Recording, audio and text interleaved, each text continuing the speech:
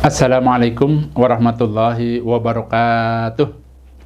Alhamdulillahirabbil alamin. Asyhadu an la ilaha illallah wa asyhadu anna Muhammadan abduhu wa rasuluh sallallahu alaihi wasallam wa ala alihi wa ashabihi amma ba'da. Bapak Ibu yang dirahmati Allah, calon-calon tamu Allah, kembali di sini Abah akan memberikan bimbingan yang terkait dengan haji dan umroh. Kali ini langsung saja Abah akan menjelaskan mengenai hal-hal yang dibolehkan oleh orang-orang yang sedang melaksanakan haji, orang-orang yang sedang melaksanakan ibadah umroh, atau dengan kata lain sedang berikhram, baik itu berikhram untuk haji maupun umroh. Jadi yang Abah akan jelaskan ini adalah hal yang boleh dilakukan. Terkadang ada orang itu merasa ragu-ragu, boleh tidak ya, karena takut terkena dam. Dibolehkan makan hewan buruan darat hasil pemberian orang lain. Dengan catatan atau dengan syarat, orang yang berikhramnya itu tidak membantu orang tersebut di saat berburu. Dan orang yang berburunya ketika berburu, dia tidak niat untuk mensedekahkan dagingnya kepada orang yang berikhram. Nah, berdasarkan ada dalam hadis sahih Imam Bukhari dijelaskan, ini penjelasannya aja karena panjang, dari Abdillah bin Abi Qatadah, sesungguhnya bapaknya mengkabarinya bahwa Rasulullah Shallallahu Alaihi Wasallam keluar untuk berhaji. Lalu mereka juga keluar bersama Nabi. Mereka berkata, ya Rasulullah, sesungguhnya kami berikhram, sedangkan Abu Qatadah tidak berikhram. Lalu kami melihat himar-himar liar, kemudian Abi Qatadah berburu himar-himar itu, dan dia berhasil melukai seekor himar betina. Dari beberapa himar tersebut, maka kami turun lalu makan sebagian dari dagingnya. Kemudian kami berkata, apakah kita makan daging buruan sedangkan kita dalam keadaan berikhram? Maksudnya, ini bagaimana kita nih makan daging buruan sedangkan kita sedang berikhram? Ya. Kami membawa sisa dagingnya, kemudian Nabi bertanya, apakah di antara kalian ada yang menyuruh Abu Qatadah untuk berburu, atau kalian isyarah kepada Abi Qatadah, apakah ada himar? Mereka berkata tidak, Nabi. Kemudian Nabi bersabda, silahkan makanlah kalian pada sisa dagingnya. Nah itu ya. Kemudian dijelaskan ada dalam hadis riwayat Abu Dawud dari Jabir bin Abdullah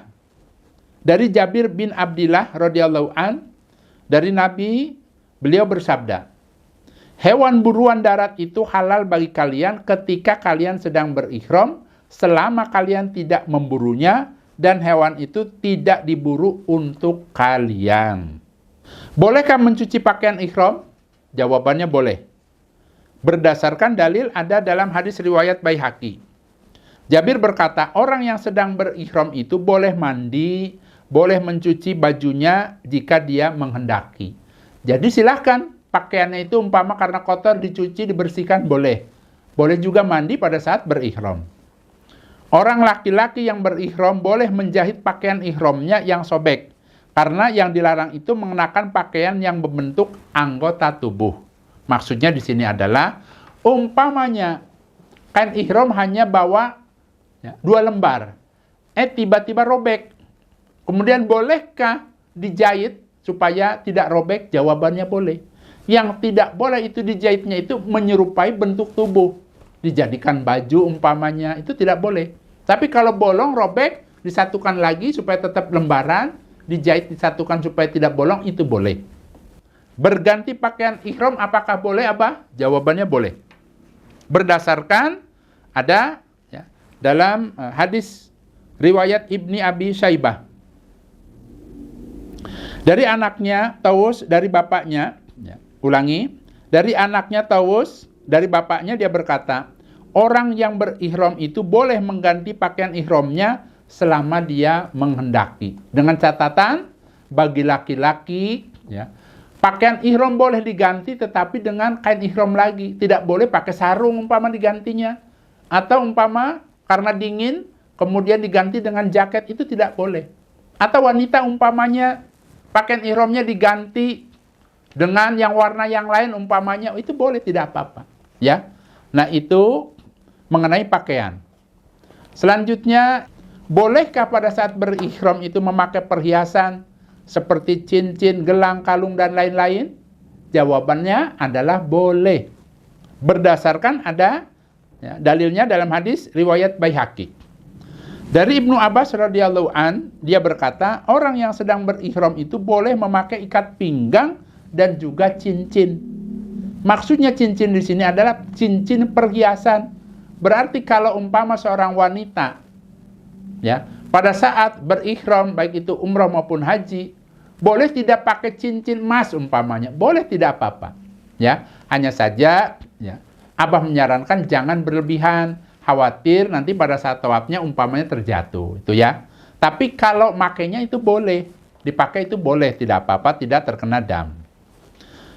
Bolehkah mencium, memeluk, menyentuh istri dengan tanpa syahwat pada saat berihram? Jawabannya adalah boleh. Ya. Imam Nawawi berkata, adapun menyentuh, mencium dan semisal keduanya dengan tanpa syahwat, itu tidak haram dan tidak ada fidyah di dalamnya. Dengan tidak ada perbedaan pendapat di kalangan para ulama. Maksudnya, kalau Bapak Ibu umpamanya punya istri, ya, umpama salaman, umpamanya, ya, kemudian karena ada sesuatu hal sedang hajian, dia terjatuh, dipeluk biasa umpamanya, sudah jangan nangis, jangan sedih umpama, itu tidak apa-apa. Ya, karena tidak ada syahwat. Ya, jadi tidak perlu membayar fidyah atau tidak terkena dam. Yang terakhir, bolehkah pada saat hajian atau umroh, pada pelaksanaan haji dan umroh itu, orang tersebut sambil bisnis, sambil berdagang. Di Arafah umpamanya, ya, kebetulan dia bawa kudungan. Ya. Barangkali ada yang butuh nanti pada saat hajian di sana akan saya jual. Bolehkah umpamanya jual beli pada saat hajian, pada saat berihram? Jawabannya boleh. Ya, ada dijelaskan di dalam hadis sahih Imam Bukhari, penjelasannya dari Ibnu Abbas berkata, ya, Ibnu Abbas berkata, Uqad, ya, Majannah dan Julmajaz adalah pasar-pasar di zaman jahiliyah.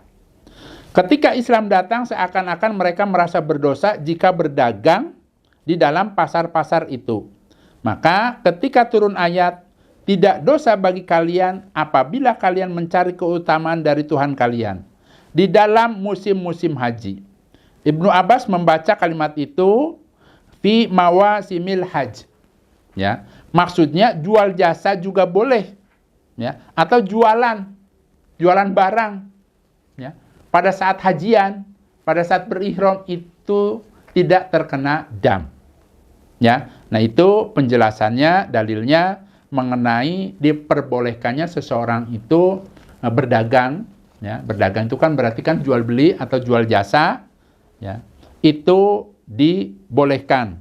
Contoh misalnya pada saat ada orang, karena memang di Indonesianya itu ahli mijit atau tukang pijit, kemudian pada saat hajian ada orang sakit umpamanya, kemudian yang lain itu badannya pegel-pegel sakit, Pak saya minta pijitin Pak. Ya, pada saat hajian umpama kemudian dipijit, kemudian dia memberikan uang kepada orang yang mijit, itu boleh.